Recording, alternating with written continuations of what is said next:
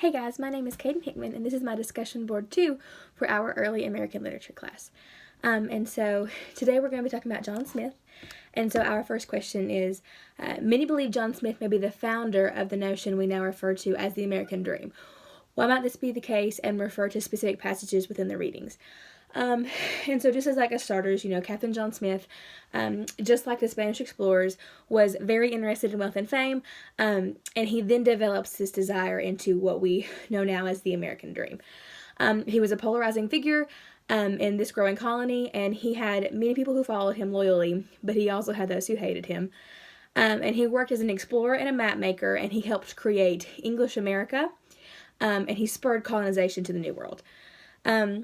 According to Peter Fursbrook, the idea that Smith founded the idea of the American Dream, the explorer was from specifically this humble origin.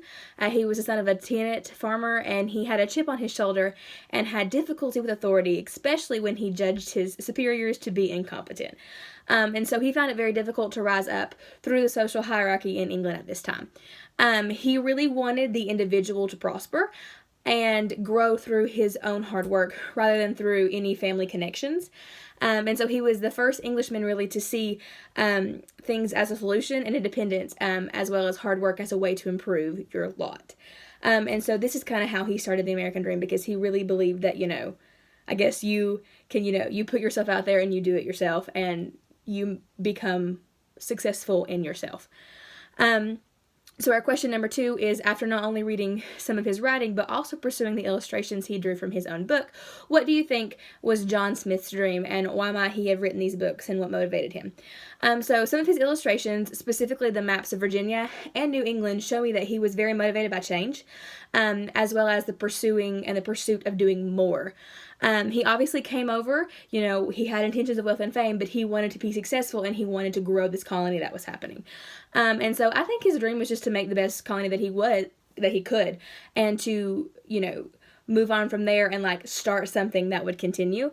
So that was some illustrations that showed that, as well as in John Smith's 1616 letter to Queen Anne of Great Britain, he wrote, "Most admired Queen, the love I bear my God, my King, and country, hath so often bolded me in the worst of extreme dangers, and now honestly doth constrain me to presume thus far beyond myself, to present your Majesty this short discourse. If ingratitude be a deadly poison to all honest virtues, I must be guilty of that crime, if I should omit any means to be thankful."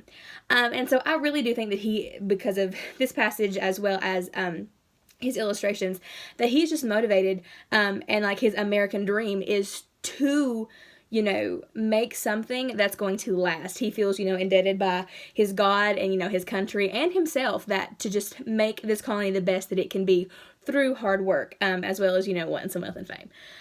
So our question number 3 is, many critics say that Smith's and the early explorers' vision of the New World was only a dream, and that it didn't reflect reality. Do you agree? Considering that the New World was inhabited by people, plants, and animals, what parts of the dream and of wealth in the New World are problematic or contradictory to the values of Smith or other explorers that they believed in?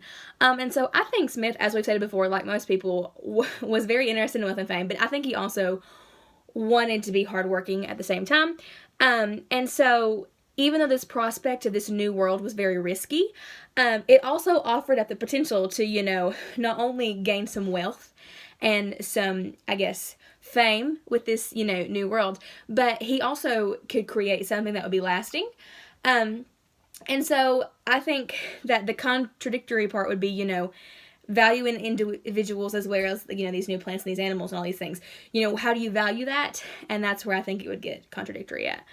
And then our final question is number 4. What are your dreams? Do you find yourself like John Smith in some respects? Compare and contrast your dreams with what you have learned about John Smith. And so I think, to some degree, as I said before, all of us want to be successful. All of us want to move forward and maybe create something lasting that's going to last in this, very temporary world.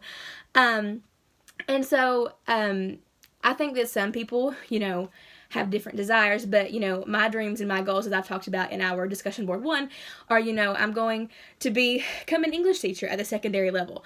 And so I really want to help students to better themselves and to watch them learn and grow, and to really, invest in their lives is what I feel like I've been, that's what I want to do, is I just want to invest in the future generations.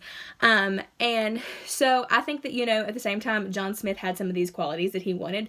He wanted to invest. He wanted to make these things lasting. Some is different because I think that, he does have some different values as I do, but some line up. But it's pretty obvious that John Smith was wanting to invest in the future, just as he, came over here to colonize this. And so I think that's where we could be similar at as in the investing part. So that is my work for our discussion board 2. I hope you enjoyed it, and thanks for listening. Bye.